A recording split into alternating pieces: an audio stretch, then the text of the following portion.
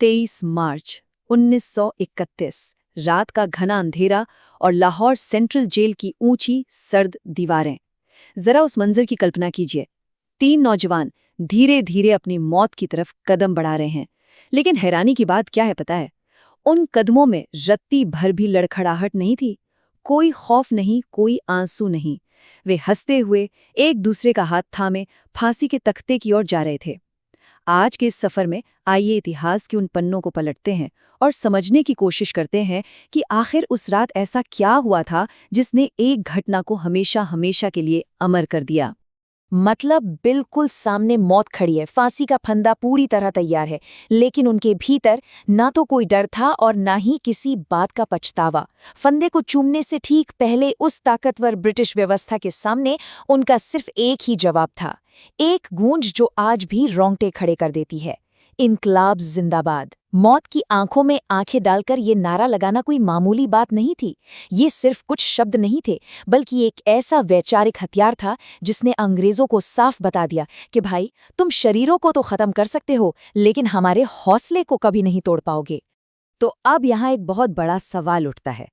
क्या भगत सिंह, राजगुरु और सुखदेव को दी गई ये फांसी महज एक कानूनी सजा थी, या दुनिया के एक बहुत बड़े हिस्से पर राज करने वाली वो हथियारबंद ताकतवर ब्रिटिश सरकार सच में अंदर तक खौफ खा रही थी कि ये नौजवान देश को क्या संदेश दे रहे हैं? आइए इन तथ्यों को थोड़ा करीब से देखते हैं और इस पूरी कहानी के पीछे छिपे असली सच को समझते हैं।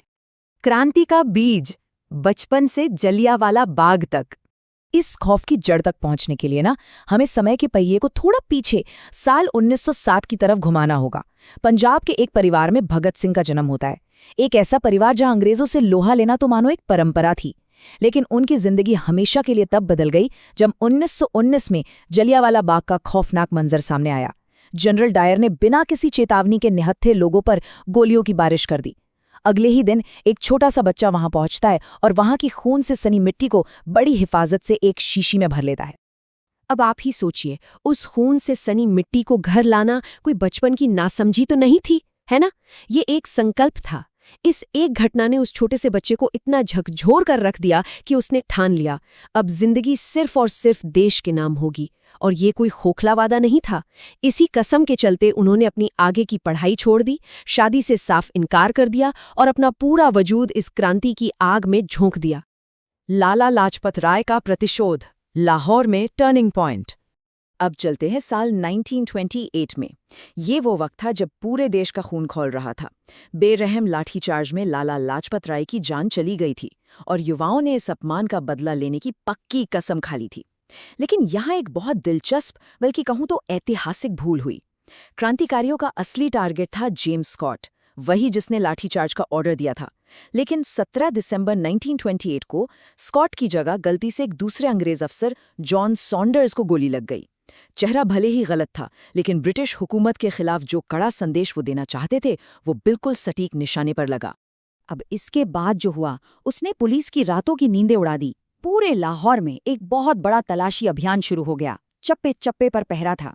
लेकिन भगत सिंह और उनके साथी, वो भेस बदलकर इतने आराम से निकल गए कि अंग्रेज बस हाथ मलते रह गए। ये सरकार के लिए एक बहुत बड़ा तमाचा था। एक अंग्रेज अफसर की हत्या और ऊपर से हथियारों का आंखों के सामने से यूं गायब हो जाना। बस यहीं से भगत सिंह सिर्फ एक इंसान नहीं रहे, बल्कि ब्रिटिश साम्राज्य के लिए खौफ का दूसरा नाम बन गए। बहरों को सुनाना, सेंट्रल असेंबली बम कांड। अब कहानी 1929 में और भी तेज और रणनीतिक हो जाती है। अंग्रेज पब्लिक सेफ्टी बिल जैसा एक नया और कड़ा कानून ला रहे थे ताकि भारतीयों की बची खुची आवाज को भी पूरी तरह कुचला जा सके। इसका जवाब कैसे दिया जाए? तो 8 अप्रैल 1929 को दिल्ली की सेंट्रल असेंबली में बम फेंके गए। पर रुकिए, सबसे खास बात यह है कि इन बमों का मकसद किसी की जान लेना था ही नहीं। इन्हें जानबूझकर ऐसा बनाया गया था कि बस जोरदार आवाज हो और धुआं फैले। जैसा कि उनके पर्चों में साफ साफ लिखा था, बहरों को सुनाने के लिए एक बहुत तेज आवाज की जरूरत होती है। आप जरा इनकी प्लानिंग देखिए, कितनी गैर पारंपरिक और गजब की थी। कोई भी आम इंसान बॉम्ब फेंकने के बाद क्या करेगा? अफरा तफरी का फायदा उठाकर भागने की कोशिश करेगा, है ना? पर उन्होंने ऐसा बिल्कुल नहीं किया। वो उसी धुएं के बीच डटकर खड़े रहे, हवा में अपने वैचारिक पर्चे उछाले, इनकलाब जिंदाबाद के नारे लगाए और फिर खुद आगे बढ़कर पुलिस को अपनी गिरफ्तारी दे दी। दरअसल उनका मकसद कभी भागना था ही नहीं। वो तो अपनी गिरफ्तारी को एक लाउड स्पीकर की तरह इस्तेमाल करना चाहते थे, ताकि क्रांति का संदेश पूरे देश में गूंज सके। अब अंग्रेजों ने सोचा कि चलो, गिरफ्तारी हो ही गई है तो पुराना सॉन्डर्स केस भी खोल देते हैं, अदालत में इन पर कड़ा मुकदमा चलाकर इन्हें तोड़ देंगे। पर ये दांव तो हुकूमत पर ही उल्टा पड़ गया। भगत सिंह रोज अदालत में सीना तान कर सिर ऊंचा करके जाते और नारे लगाते। उन्होंने उस कोर्टरूम को ही अपने क्रांतिकारी विचारों का मंच बना डाला। और जेल के अंदर, वहां भी उन्होंने राजनीतिक कैदियों के हकों के लिए 116 दिन लंबी और कष्टदायक भूख हड़ताल कर दी। अधिकारियों में ये देख के दहशत फैल गई कि जेल की सलाखों के पीछे बैठा ये नौजवान अब बाहर मौजूद लाखों युवाओं की सबसे बड़ी प्रेरणा और उम्मीद बन चुका है। एक अमर विरासत। 23 मार्च 1931 के आखिरी घंटे। और इसी के साथ हम आते हैं इस कहानी के उस आखिरी और सबसे भारी पड़ाव पर। ब्रिटिश हुकूमत को ये बात अच्छे से समझ आ गई थी कि अगर इस नौजवान को और ज्यादा वक्त तक जिंदा छोड़ दिया तो देश में लाखों नए भगत सिंह पैदा हो जाएंगे। 7 अक्टूबर 1930 को उन्हें फांसी की सजा सुना दी गई। पूरे देश में हाहाकार मच गया। लाखों लोगों ने सजा माफ करने की गुहार लगाई। अंग्रेज जनता के इस गुस्से से इतने डरे हुए थे, इतने खौफ में थे कि उन्होंने रातों रात एक कायरतापूर्ण कदम उठाया। फांसी को गुप्त रूप से तय तारीख से करीब 11 घंटे पहले 23 मार्च की शाम को ही अंजाम दे दिया गया। लेकिन फांसी के तख्ते पर जाते हुए भी उन बहादुरों के आखिरी शब्द पूरी ताकत से गूंज रहे थे, इंकलाब जिंदाबाद, साम्राज्यवाद मुर्दाबाद। और यहीं पर ना साम्राज्य की सबसे बड़ी विफलता और उनकी सबसे बड़ी भूल साफ नजर आती है। हुकूमत को लगा कि उन्होंने फांसी देकर अपने रास्ते के 3 सबसे बड़े कांटों को खत्म कर दिया है, पर असल में क्या हुआ? उन्होंने सिर्फ 3 भौतिक शरीरों को नष्ट किया था। इसके बदले उन्होंने जो हासिल किया वो उनके खुद के पतन का कारण बना। उन्होंने उन क्रांतिकारियों के साहस और उनके विचारों को हमेशा हमेशा के लिए अमर कर दिया। मौत ने भगत सिंह को खत्म नहीं किया, बल्कि उन्हें एक ऐसे अजेय विचार में बदल दिया जिसे कभी मारा ही नहीं जा सकता।